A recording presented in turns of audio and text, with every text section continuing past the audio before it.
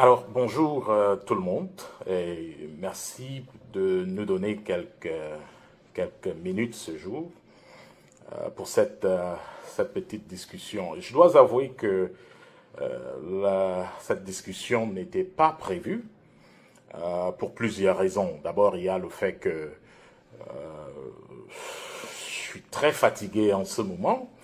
Euh, il y a, il y a la préparation de mon livre, mon prochain livre qui est en phase finition et il faut donc arranger un certain nombre de choses. La sortie est prévue pour début mai et donc il faut boucler un certain nombre de choses et sur le terrain et dans les derniers réglages. Et donc c'est pas très évident. Il y a aussi que pendant que cela est en train de se passer, il y a que nous sommes, en tout cas l'une des sociétés de notre groupe, est en pleine levée de fonds. Et donc ça prend un temps énorme. Ashton Bridge Capital est sur le marché financier.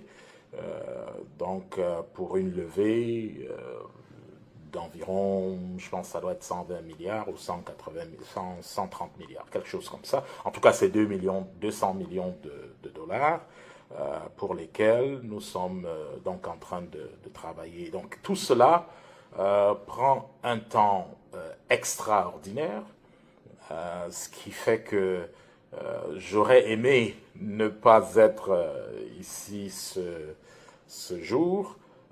Bon, mais j'ai pas eu de choix parce que depuis ce matin, on m'envoie des vidéos de Madame Sandy de Boston qui dit clairement dans sa vidéo, qu'elle aurait reçu des propositions du régime de M. Biya, du régime RDPC de M. Biya, et que par mois, on lui aurait proposé 1 milliard de francs l'année, sur 5 ans, ça fait 5 milliards, pour obtenir quoi, je ne sais pas. Et puis elle fait allusion à une autre personne qui je pense être, je pense qu'elle a parlé de pléthora, Armel, voilà, Armel, qui aurait d'autres propositions qui lui ont été faites et tout cela. C'est embêtant tout ça. Et donc, j'ai pas voulu répondre en fait. Mais par respect pour le peuple camerounais, par respect pour ceux qui me suivent, j'ai pris la décision de m'arrêter un peu et de tirer tout cela au clair pour que la confusion n'ait pas pignon sur rue. Alors, sur ces épisodes, je voudrais revenir au commencement. 2 ou 3 mois avant l'élection présidentielle du 12 octobre 2025, j'ai approché un certain nombre de candidats. J'ai commencé par approcher le professeur Camteau, qui pour moi me paraissait être le candidat idoine. Malheureusement, nos contacts ont dû s'arrêter autour du 5 août 2025, lorsque le régime de Yaoundé a décidé d'éliminer sa candidature. Alors à ce moment-là, il était question de trouver un nouveau candidat avec lequel travailler. J'étais resté convaincu jusque-là que nous travaillerons, qu'on allait travailler avec M. Camteau, puisqu'il était le candidat le plus crédible sur la liste de ceux qui se présentaient. Alors, une fois éliminé, c'était pas évident de trouver un autre candidat avec la même aura, avec la même histoire, avec les mêmes capacités, avec la même crédibilité surtout. Donc, n'ayant pas été préparé à cette éventualité, il fallait approcher les candidats et parler à chaque candidat pour avoir une idée de si on pouvait travailler avec ces candidats. Dans ce processus, j'ai approché, je pense, 8 ou 9 candidats sur les 12 ou 13 qui avaient été retenus. Et partant d'un à un autre, ainsi de suite, on n'arrivait pas vraiment à s'entendre. C'est-à-dire, on a eu des candidats qui ont accepté de travailler avec nous, mais plus tard, on a découvert A, ou on s'est rendu compte de B, ainsi de suite. Ça fait que c'était difficile. Pour couper une histoire, la rendre un peu plus courte, nos recherches nous ont conduits vers M. Tiroma. M. Tiroma, que je dois vous l'avouer, j'avais beaucoup, mais alors beaucoup de réserves à accepter. J'ai pas cru à sa sincérité et quelque chose clochait toujours. Mais bon, je me suis dit, bon, écoute, je vais parler à M. Tiroma et on verra.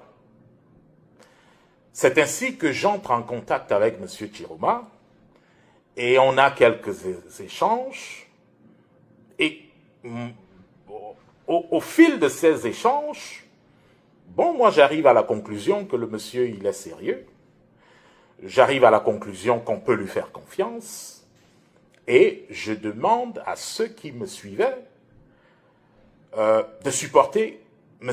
Tiroma. Parce que, d'après moi, à ce moment-là, il était le moindre mal. Dans le processus ou alors dans l'approche qui avait été faite à M. Tiroma, il y avait une proposition très simple. La proposition était que mon groupe avait conduit un certain nombre de négociations à notre initiative. Ce n'était pas à l'initiative d'un autre gouvernement. C'est-à-dire, c'est nous nous sommes rendus au Congrès, nous avons rencontré un certain nombre de leaders, nous avons exposé une idée, nous avons eu le support de ces leaders, nous avons donc commencé à travailler côté administratif. Et puisque ce n'était pas un effort du gouvernement américain, il fallait que nous-mêmes on trouve des sponsors qui allaient pousser cette idée, en tout cas financer cette idée de manière matérielle. Nous avons approché un certain nombre de sociétés. Ces sociétés, américaines d'abord, ont aimé l'idée, ont donc décidé d'accompagner cette idée. L'idée était simple. C'était que, il fallait battre M. Biya dans les urnes. Et pour battre M. Biya dans les urnes, il fallait déployer une technologie inédite pour surprendre M. Biya et le régime RDPC et avoir les procès-verbaux de pratiquement 90-95% du territoire. Ça, c'était le premier défi. Le deuxième défi était de lier en temps réel les images de ces PV à une base de données satellitaire qui se trouvait quelque part. L'idée étant simple, c'est-à-dire que lorsque vous prenez une photo, la photo que vous prenez, cette photo dit plus que ce que vous voyez.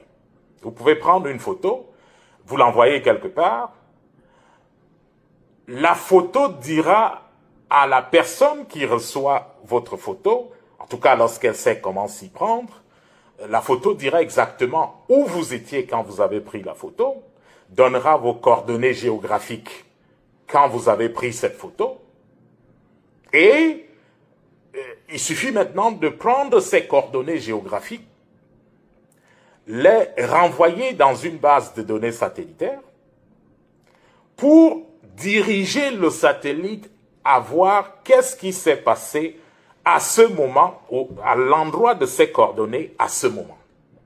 Je ne sais pas si je me fais comprendre, mais l'idée était que, une fois qu'on avait tous ces PV avec les coordonnées géographiques liées à chaque photo, la compilation allait nous dire qui avait gagné l'élection.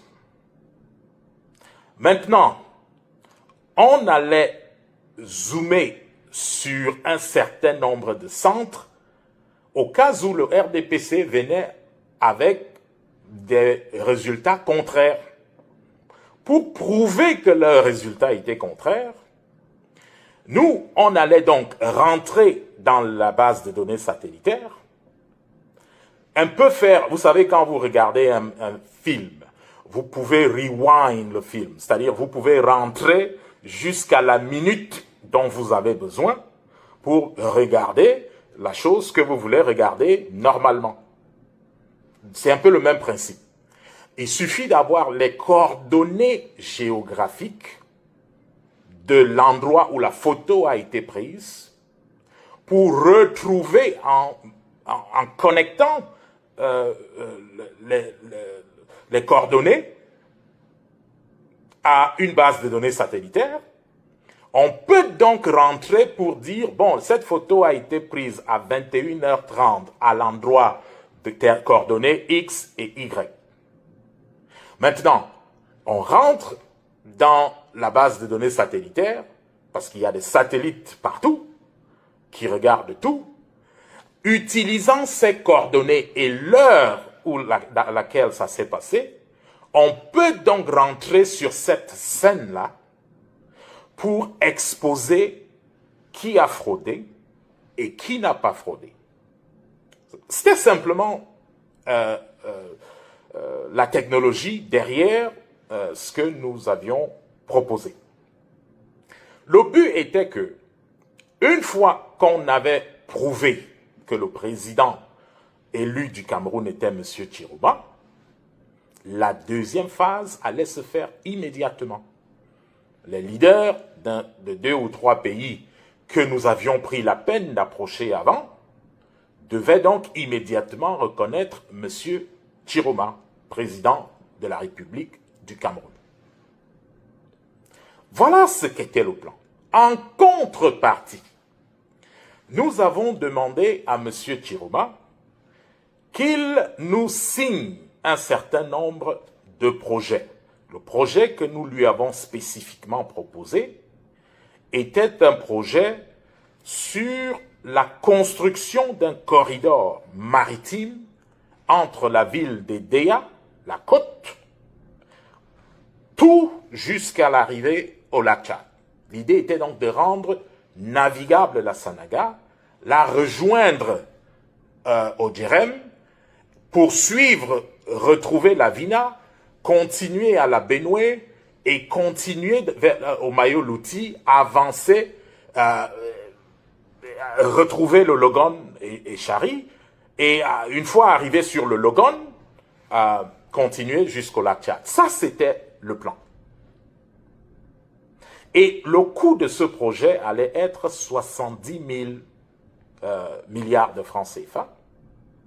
Et pour exécuter un tel projet, on devait avoir besoin de main-d'œuvre. Évidemment, le projet allait être exécuté par des entreprises américaines, certaines desquelles nous avions reçu le support, y compris parfois le support technologique, le financement pour le support technologique.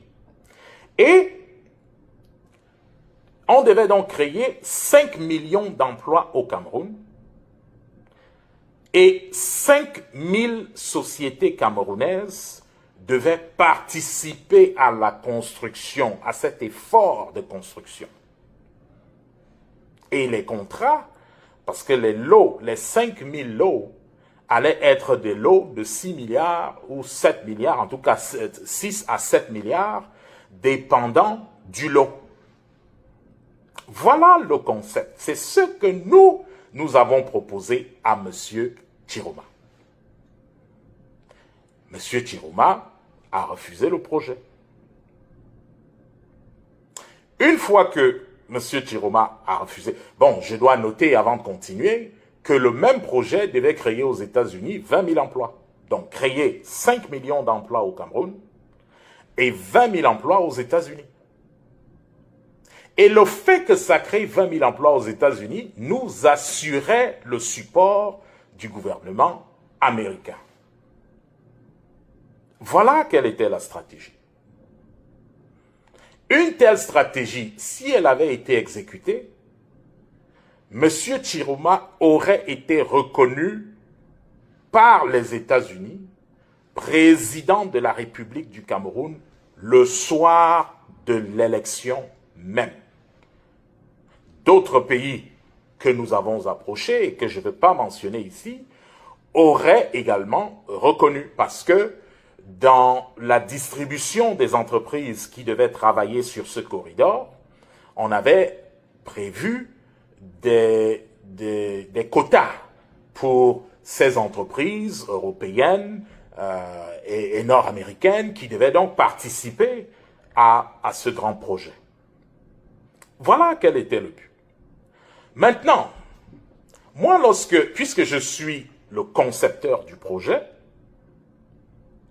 et le gestionnaire de ce projet, une fois qu'il est signé, je peux donc en anticipation commencer à recruter de potentiels partenaires. C'est dans ce sens-là que moi j'ai approché des centaines de sociétés au Cameroun.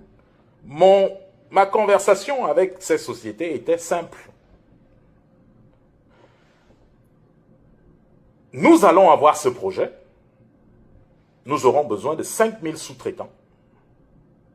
Et moi, je suis prêt à vous signer une sous-traitance à condition que vous nous aidiez à nous rassurer que nous, on a le projet. Et comment vous allez nous aider à ce que nous, on a le projet? Vous allez battre campagne pour M. Chiroma. Vous allez faire en sorte que tout le monde à côté de vous, que ce soit dans vos villages, dans vos sociétés, vos employés, tout le monde ira dans les urnes et votera M. Chiroma. Voilà ce qui était la proposition qui a été faite par nous, par moi, à des centaines et des centaines de chefs d'entreprise au Cameroun. Ce qui fait donc que, au moment où l'élection se passe, on avait un réseau immense. Oh, mais un réseau immense. Pour nous, c'était tellement clair que M. Chiroma gagnerait cette histoire. Et ajouter à cela la rage populaire, ajouter à cela l'engouement qui était là. Donc la coalition était construite avant même. On n'avait plus besoin d'attendre ce que les gens faisaient avec les autres partis politiques. Parce que l'intérêt économique avait retrouvé l'intérêt national. Voilà où nous étions. Or, je constate que alors qu'on est en train d'approcher de l'élection présidentielle, il y a des influenceurs camerounais qui traînent le pas, c'est-à-dire qui disent de mauvaises choses contre Chiroma. Je décide donc d'approcher ceux-là qui ne sont pas encore acquis à la cause de M. Chiroma. L'une de ces personnes était donc Sandy Boston. J'appelle Madame Boston et Je lui dis, écoutez, madame, c'est un problème d'intérêt national. Je pense que M. Chiroma est la personne qu'il faut élire. C'est 5 millions d'emplois au Cameroun. 5 millions d'emplois à créer au Cameroun. En plus de ces 5 millions d'emplois à créer au Cameroun, il y a 5000 sociétés qui, il faut d'ailleurs en créer parce que on avait des difficultés. Je vous ai parlé des centaines et des centaines de sociétés, mais nous en avions besoin de 5000. Nous, on était encore à des centaines et des centaines. Ça veut dire que toute société, avec de la bonne volonté, était bienvenue dans notre effort. Je propose donc à Madame Sandy Boston, écoutez, Madame, si vous nous rejoignez dans cet effort, vous nous prêtiez main forte, nous saurons vous récompenser. Et voici comment nous allons le faire. Nous allons vous octroyer une sous-traitance, et cette sous-traitance, je vous ai dit tout à l'heure que les blocs de sous-traitance étaient des blocs entre 5 milliards et 7 milliards, dépendant du type de personnel, parce que chaque sous-traitance, en réalité, c'était des ressources humaines, simplement. C'est-à-dire que si on vous dit on a besoin de manœuvres dans le tronçon 5, votre travail est de recruter le nombre de manœuvres qu'on vous a demandé pour les gérer au niveau du tronçon 5.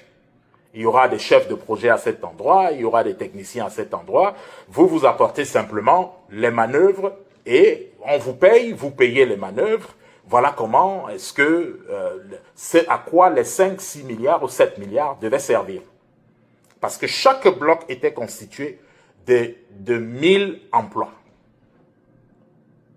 Voilà ce que moi je propose à Madame Sandy Boston, et je lui dis que il y va de l'intérêt national camerounais et même de son intérêt privé. Et Madame Sandy Boston me dit que bon voilà, elle ne veut pas s'engager sans avoir parlé à Chiroma lui-même.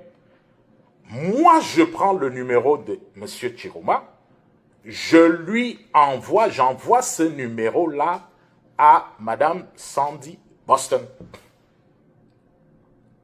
Et je lui demande, appelez M. Chiroma, ayez la conversation avec M. Chiroma. Si à la fin de cette conversation, vous pensez que vous pouvez rejoindre l'équipe, alors faites-le. Mais il faut que vous vous décidiez rapidement, parce qu'on est en train de parler de jour. Voilà ma proposition à Madame Sandy Boston. Maintenant, qu'on prenne cela et qu'on veuille faire croire au peuple camerounais que c'était l'argent du RDPC que Biya avait envoyé pour corrompre. Ah, il y a des théories qu'elle a avancées, mais finalement, je pense que les Camerounais donnent beaucoup trop de pouvoir au régime Biya. Monsieur Biya n'est pas responsable si une voiture cogne un chien à Yaoundé. C'est pas la faute de Monsieur Biya, c'est pas la faute de Monsieur Ngongo. Il faut savoir rester factuel. Et il ne faut pas verser dans le mysticisme, parce que ça, c'est le mysticisme. De toujours vouloir prendre des choses qui n'ont rien à voir avec le combat et créer des histoires à dormir debout, on ne comprend pas. Et c'est pour ça que j'invite le peuple camerounais à choisir les gens qu'ils écoutent. Je comprends la soif de changement qui règne, mais il faut faire attention. Et il faut faire attention. Chaque fois qu'un peuple choisit des leaders qui ne pensent pas mieux que le peuple, ce peuple n'ira nulle part. Il faut vous faire violence, pour vous choisir des leaders qui sont quand même, qui sont quand même des modèles, qui ont quand même quelque chose à apporter. Alors, ici, c'est une simple capacité d'analyse.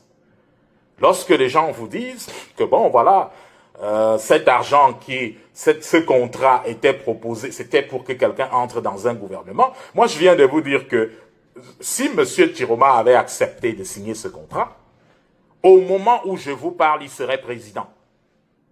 Je l'ai dit avant l'élection, je l'ai dit pendant l'élection, je l'ai même dit après l'élection. Et je continue de dire que si M. Chiroma veut être président au Cameroun, nous pouvons faire que ça se passe. Et donc, c'est pour ça que moi, j'en veux à M. Chiroma, parce que, il n'est pas trop tard, M. Chiroma peut nous donner le OK, et je vous dis, si M. Chiroma signe ce contrat aujourd'hui, vous nous donnez 90 jours, le régime de Yaoundé a changé. C'est pour ça que je ne comprends pas la bêtise qu'il y a pour un leader qui veut être président à ignorer le chemin qui l'amène à la présidence de la République. Vous voulez qu'on comprenne ça comment? Vous voulez qu'on explique ça comment? Que jusque où nous sommes en avril, M. Chiroma refuse de signer ce contrat. Il dit que bon, voilà, on va l'accuser d'avoir vendu le pays. Qui va l'accuser d'avoir vendu le pays? Le régime Biya a vendu le pays, ils ont tout vendu. C'est vous qui venez le récupérer. Alors, monsieur, signez le contrat, donnez-nous 90 jours, on viendra vous appeler pour vous dire, allez à la présidence de la République. Il n'y a pas 36 solutions. Refuser de le faire, c'est travailler pour que le régime reste. Il faut qu'on dise ça en quelle langue? Alors, quand on entend des balivernes comme celles qui ont été prononcées par Mme Boston, on comprend très clairement que le problème de l'opposition camerounaise, c'est aussi la bassesse des personnes qui parlent pour cette opposition. C'est aussi la petitesse, le manque de réflexion de ceux qui parlent au peuple camerounais. Le pouvoir en 2026 est un problème de jeu économique. Je dis, et je prends tout le Cameroun à témoin, que la proposition faite à M. Chiroma, il sait déjà que son plan a échoué. Il sait que sa stratégie n'était pas la bonne. La preuve, 6 mois plus tard, voici où nous sommes. Donc son plan n'a pas marché. Qu'est-ce qui empêche à un tel homme de me prendre au mot et d'accepter de signer cela? Il a quelle autre alternative qu'il attend pour voir? C'est pour ça que je dis, M. Chiroma a trahi le peuple camerounais. C'est pour ça que je le dis. Parce que jusqu'au moment où on parle, la porte n'est pas fermée. Alors, M. Chiroma décidera. S'il veut être président, il décidera. Mais nous disons que nous avons ce qu'il faut pour en faire le président du Cameroun. Monsieur, signez-nous ce contrat et donnez au peuple camerounais, donnez-nous 90 jours. Vous, longtemps avant les 90 jours, vous serez président au Cameroun. Longtemps avant. Alors, voilà ce que je notais. Alors, là, pour ce qui concerne la deuxième dame, Madame Armelle, je pense que ça doit être Armelle Pléthora, j'ai approché Mme Armelle Prétora au moment où je constituais une sorte de shadow cabinet. Parce que ce que les Camerounais ne connaissent pas, c'est qu'au moment où on parle, il y a un groupe de personnes en arrière-plan qui travaillent au devenir du Cameroun. Je ne devrais pas le dire. Mais bon, face à des accusations comme celles que vous venez d'entendre, je n'ai pas de choix que de révéler un certain nombre de choses. Les Camerounais ont peut-être l'impression que les gens dorment, mais les gens ne dorment pas. Et lorsque nous disons que ce régime va partir, c'est parce que nous savons ce que nous faisons pour faire partir ce régime. Ça prend un peu de temps, il y a d'autres contraintes qui entrent en jeu, mais nous n'avons aucun doute que les résultats que nous attendons seront atteints cette année.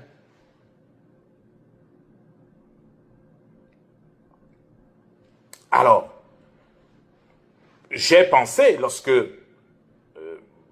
nous avons décidé d'intervenir au Cameroun par légitime défense, à partir du moment, lorsque vous invoquez la légitime défense,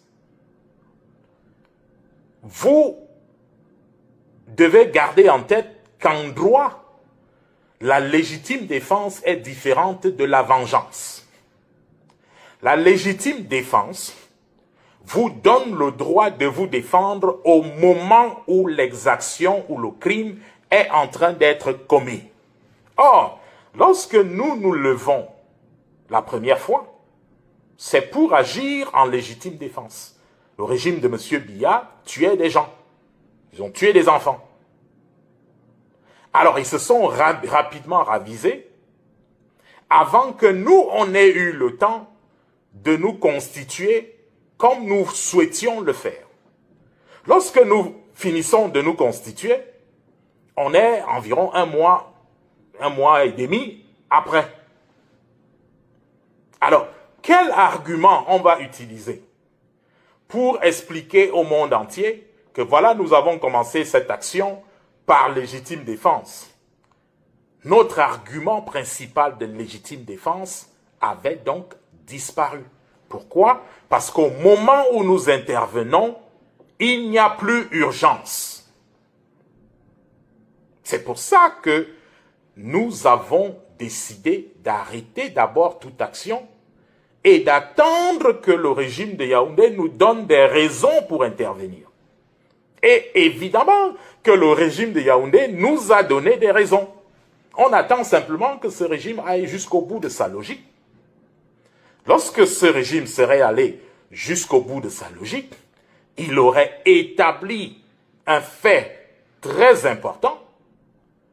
Et alors à ce moment-là, nous prendrons le monde entier à témoin pour dire au monde entier, voilà, ce régime est antidémocratique, 44 ans au pouvoir, mais a décidé d'enlever aux Camerounais le droit de s'autodéterminer. Or, la Charte des Nations Unies reconnaît à chaque peuple le droit de s'autodéterminer.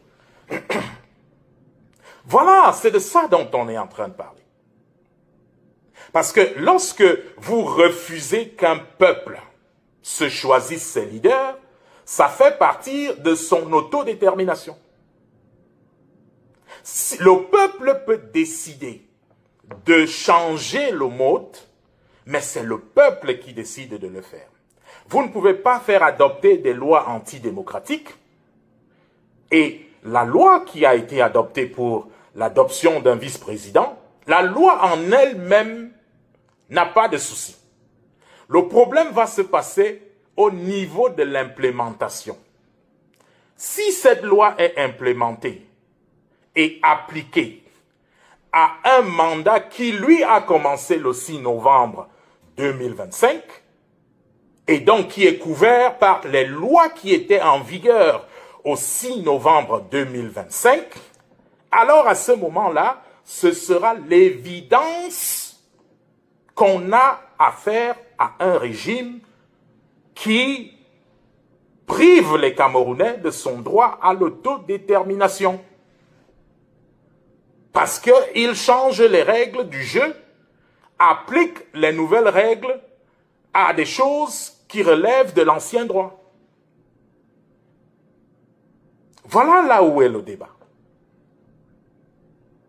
Et donc, j'expliquais à certaines des personnes qui me contactent et qui posent des questions, je leur ai dit, écoutez, dans la vie, vous ne luttez pas simplement parce qu'il faut lutter. Autrement, vous devenez un terroriste. Chaque fois que vous bataillez sur la base de vos droits. Donc, numéro 1, vous avez obligation de connaître vos droits. Parce que lorsque vous les connaissez, alors à ce moment, vous pouvez vous mettre debout sur la base de ces droits pour déclarer et lutter. C'est la même chose que la foi. Vous ne pouvez pas être un chrétien effectif si vous ne connaissez pas ce que Jésus-Christ a fait pour vous. Si vous ne savez pas qu'il y a plus de 2000 ans, Jésus a battu Satan sur la croix et que depuis cette date, le royaume de ce monde est devenu le royaume de notre Dieu et de son Messie, il y a des choses que vous ne pourrez pas ordonner dans votre vie spirituelle. Vous serez donc un chrétien constamment victime. Parce que la Bible vous dit, Jésus vous a choisi, Jésus vous a envoyé, Jésus vous a donné le pouvoir, mais si vous ne savez pas qu'il vous a donné ces choses, vous ne serez pas effectif. Vous allez continuer de fonctionner comme ces chrétiens qu'on trimballe. La maladie n'a pas droit à être dans votre corps parce que la réalité est que lorsque Jésus est mort sur la croix, la Bible enseigne que c'est par ses meurtrissures que nous sommes guéris. Ça veut dire que la maladie devient illégale dans la vie du chrétien. Si vous êtes un chrétien qui ne connaît pas ça, alors vous vous accommoderez à la maladie. C'est la même situation dans un État. C'est la même situation dans tous les domaines de vos vies. On ne lutte pas par hasard. On ne lutte pas parce que les gens vous ont fait la pression de lutter. Chaque fois que vous luttez, rassurez-vous que vous pouvez expliquer au monde entier pourquoi vous luttez, pourquoi vous n'êtes pas un terroriste. Alors, nous avons demandé que des évidences nous soient présentées sur un certain nombre de choses et je suis très content que depuis, je pense hier ou ce matin, on commence à voir circuler les exactions qui ont été faites par l'armée camerounaise et qui, cette armée, évolue paisiblement dans un crime contre l'humanité. La dernière vidéo est une évidence de cela. Donc, lorsqu'on a un régime coupable de crimes contre l'humanité, on a un régime qui refuse à son peuple le droit d'autodétermination en nommant le président, mais ce sont des éléments sur lesquels toute armée peut se lever pour dire « assez, c'est assez, maintenant on va rétablir l'ordre ». Donc, je ne voudrais pas entrer dans le détail de tout cela, mais j'ai dit ce que j'avais à dire. Je profite pour continuer et insister sur les opportunités qui se présentent. Et bon, voilà. Alors, il ne faut pas céder à la manipulation. Il y en a qui pensent que, bon voilà, il faut qu'ils fassent telle chose parce qu'ils se disent que lorsque si jamais Tiroma devient président, Tiroma va les nommer à telle position, alors ils ne veulent pas faire ça, ils ne veulent pas faire ça. Il ne faut pas être des hommes et des femmes qu'on achète ou qui se vendent. Parce que chaque fois que vous vous faites vendre, le premier à connaître votre valeur réduite, c'est la personne avec laquelle vous vous vendez. Ou alors la personne à laquelle vous vous vendez. Une telle personne ne vous respectera plus. Vous n'êtes pas là, et là je parle à tous ceux qui ont la capacité d'influencer l'avenir des choses au Cameroun. Votre rôle n'est pas de vous vendre au plus offrant. Il est temps au Cameroun que ce pays ait les hommes et les femmes qu'il mérite. Et je pense que ces hommes et ces femmes ne sont pas des personnes qui doivent se donner à la corruption. Vous n'êtes pas là pour quelqu'un, vous êtes là pour faire une marque sur l'histoire de votre pays. Voilà ce qui est votre rôle. Lorsque l'ange rencontre Josué, et Josué, le guerrier, bon, il demande rapidement, bon, monsieur, vous êtes de quel côté? Vous êtes avec nous ou contre nous? Et l'ange lui dit, c'était juste avant la chute de Jéricho, l'ange lui dit, je ne suis ni avec vous, ni contre vous, je suis venu exécuter le jugement de Dieu. Voilà le comportement qui grandit un peuple. C'est pas des histoires de bassesse ou si on vous propose un peu d'argent ou si on vous miroite tel titre ou tel autre titre, ainsi de suite, vous vous réduisez à cela. Le Cameroun, votre pays, mérite mieux que cela.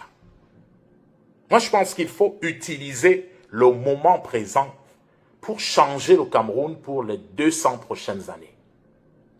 Pour installer un Cameroun où il fera beau vivre. C'est l'opportunité du moment. Et c'est pour ça qu'il faut regarder ce qui se passe avec confiance. Il faut regarder ce qui se passe avec confiance parce que, pour une fois, le peuple camerounais a l'opportunité, tient l'opportunité de créer un nouveau pays.